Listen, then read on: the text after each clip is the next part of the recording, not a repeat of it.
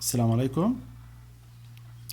Today we will start a new part of our states of matter topic.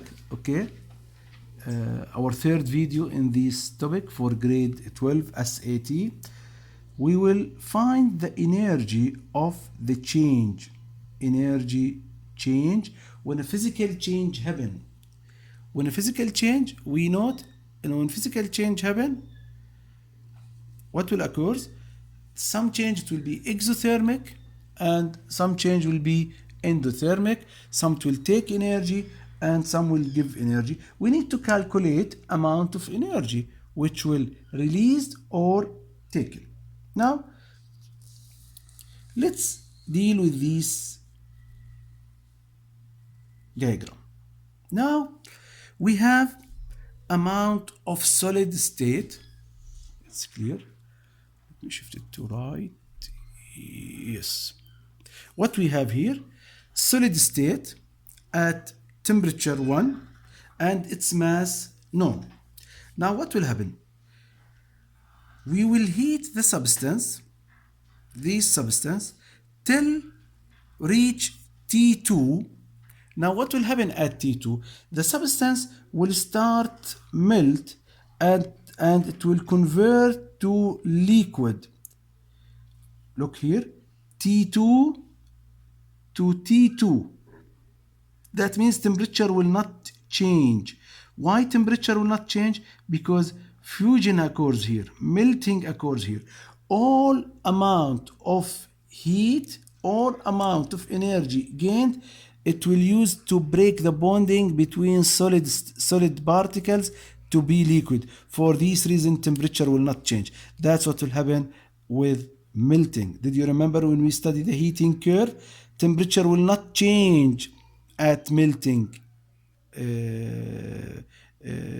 area of the curve. Okay, why? Because all amount of energy E2 refer for amount of energy gained by the solid substance, okay, to convert to liquid, while E1 its amount of energy required to raise the temperature of this solid from T1 to T2.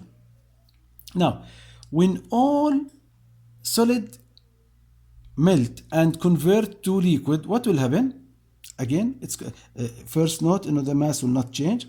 Okay, with continuous heating, temperature will change from T2 to T3 and the state will not change. It's still liquid. Okay, so my substance will gain energy equal E3, okay, to raise the temperature from T2 to T3. For example, if we talk about water, let's say we start with ice, its temperature negative 10. Heat the ice till reach 0 degree.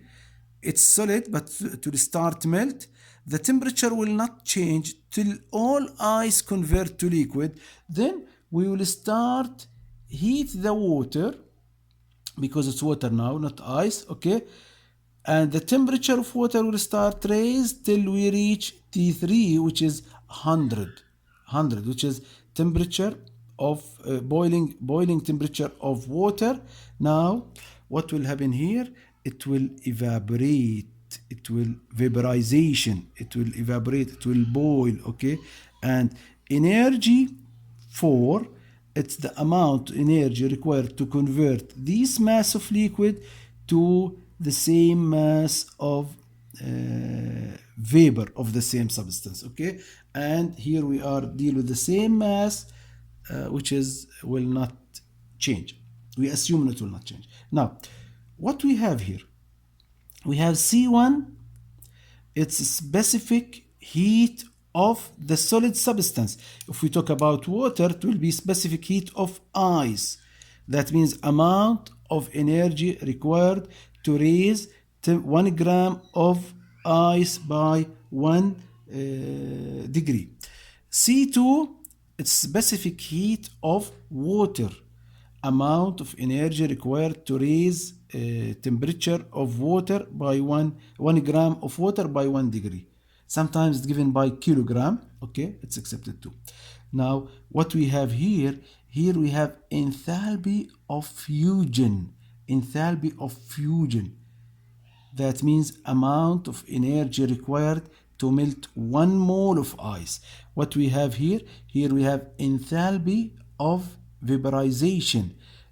Amount of energy required to evaporate 1 mole of liquid.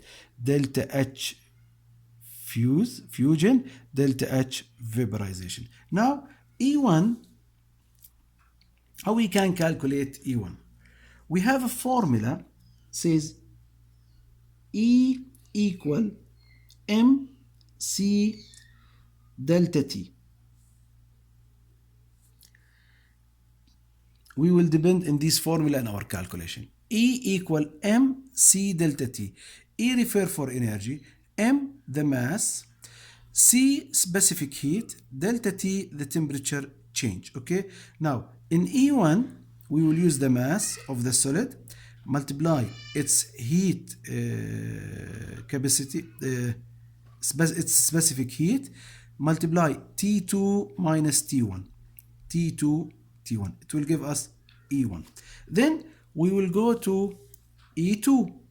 There is no change in temperature, so it will be 0. No, here we will not use specific heat. We will use delta H fusion, enthalpy of fusion, multiply N. What do you mean by N? Number of solid moles here, number of solid moles. So E2 equal number of solid moles times enthalpy of fusion of this change from solid to liquid. Okay, then E3 equal M times C2, M times C2 times T3 minus T1. Okay, specific heat for liquid substance here times its mass times temperature change. Then E4, in E4 we will use enthalpy of vaporization times the moles of liquid, okay, to calculate amount of energy required to convert this amount of liquid to vapor. Now, to find the total change in energy of this process or this change, we just add them together. E total equal E1, which we calculated here, plus E2 plus E3 plus E4 plus E5 or more. Why? Because here we have vapor, we can heat the vapor more and more. Okay, we can continue heating and the temperature will increase more and to raise more, and we can calculate the enthalpy change or the energy change with the gas here or with the vapor. This is the formula. This is the theoretical explanation for the calculation. In our next video we will practice with numbers how to calculate these questions. Just I want from you to make sure you know C refer for specific heat, C1 it's specific heat for the solid here, C2 it's specific heat for liquid, and yes, the physical state of the substance will affect its specific heat. Okay, now N equal number of moles equal N equal number of moles. Now number of moles will not change from here to here. Okay, for this reason I use the same N, because number of moles of water in ice equal to number of moles of water in liquid, and M it's the mass which used from the beginning. See you in next video. Assalamu alaikum.